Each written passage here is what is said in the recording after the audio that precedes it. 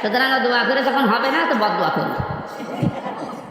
আল্লাহ ওনারা যা কামাই করেছে বৈধ অবৈধ ভাবে, বৈধ তো না, সবই অবৈধ, কারণ চাকরিও অবৈধ। ঘুষ দিয়ে চাকরি দিয়েছে, হয় কোটায় পেয়েছে না ঘুষ দিয়ে পেয়েছে। আর এর দ্বারা যত কিছু কামাই করেছে ডান হাত বাম হাত আরো বিভিন্ন হাত দিয়ে, সব টাকা হারাম। আমার বাবার কাছ থেকে যা নিল আপনি কি এটা হালাল মনে করছেন? ওরা হারাম না? এই টাকাগুলো এখন যারা দায়িত্বে আছে সরকারের আহ্বান জানাবো, দেশকে উপরে তুলতে হলে এই শয়তানদের টাকাগুলো নিয়ে আসে। কোনো মানবতা এদের প্রতি নেই। এদের যেমন মানবতা ছিল না, এদের এই টাকা পয়সা ঘর বাড়ি জমি জায়গা যা করেছে সব বিক্রি করে এসে রাষ্ট্রের কোষাগারে জমা দেন, দেখেন দেশটা নাই। আর এদের স্বাধীন করার জন্য যারা হাত হারিয়েছে, পা হারিয়েছে, চোখ হারিয়েছে, 5 তারিখে আমার কুষ্টিয়ায় আমার সামনে 14 জন মারা গেছে। আমি পরের দিন সকালে কয়েকজনকে বাড়িতে দেখতে গিয়েছিলাম যে কিভাবে চলছে দেখি। 2 মাস চলার মতো যা লাগে খাদ্য খোরাকি দিয়েছি। হাসপাতালে যে আমি দেখতে গেলাম, দেখি একজনের হাত নেই, একজনের লজ্জাস্থান নেই, এমন জায়গায় গুলি লেগেছে, লজ্জাস্থান হয়ে গেছে।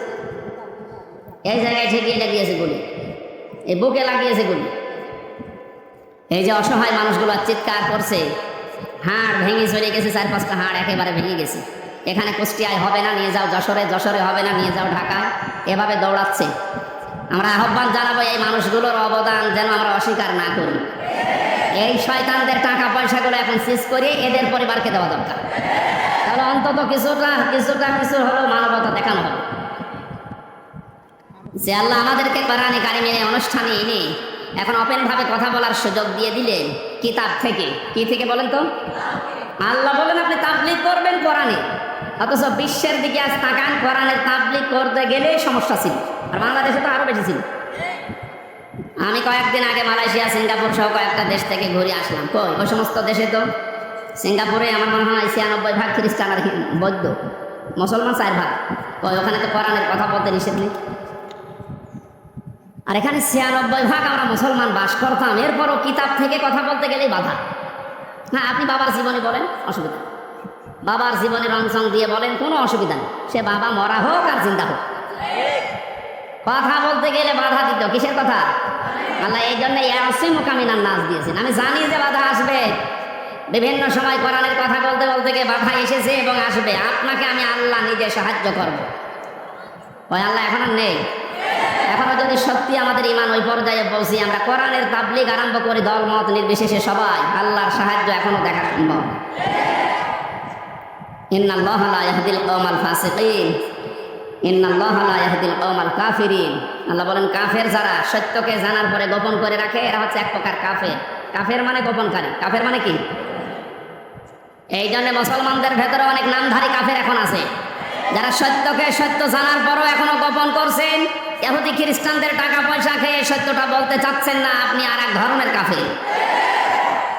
গত 2 দিন একটা ভিডিও দেখে খুব মন খারাপ হয়ে গেল। এই যে আহলে হাদিসের নামে এক ভাই, কি রফিক নাকি নাম যেন, কোথা থেকে লেখাপড়া করেছে আমি জানি না, উনি বলছে শহীদ আবু সাঈদ ও শহীদ হয়নি, ও নিজে আত্মহত্যা করেছে।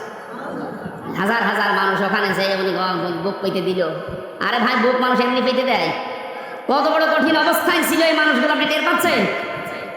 এই 17 বছর লক্ষ লক্ষ যুবকেরা লেখাপড়া করে ফার্স্ট ক্লাস ফার্স্ট, এরপরও কোটার কারণে, এই জালেমদের কারণে চাকরি পায়।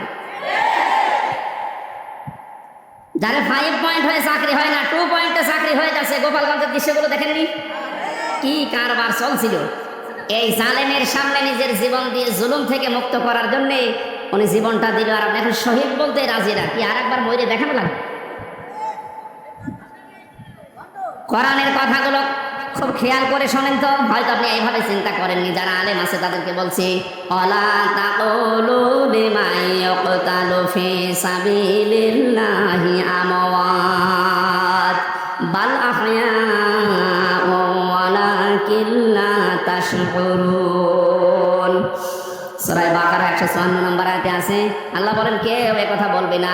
শুধু হামজা বলবি না তা না, শুধু ওই রফিককে আল্লাহ বলেন না, ওই রফিক তুই বলবি না তা না, কেউ বলবি না এই কথা। ওয়ালা তাকুলু, বহু বছর দুনিয়ায় কোনো মানুষ যেন এই কথা না বলে, লিমান ইয়াকতালু ফি সাবিলিল্লাহি আমওয়াত, যারা আমি আল্লাহর জন্য জীবন দিয়েছে এই মানুষগুলো মারা গেছে, এই কথা কেউ বলবি না।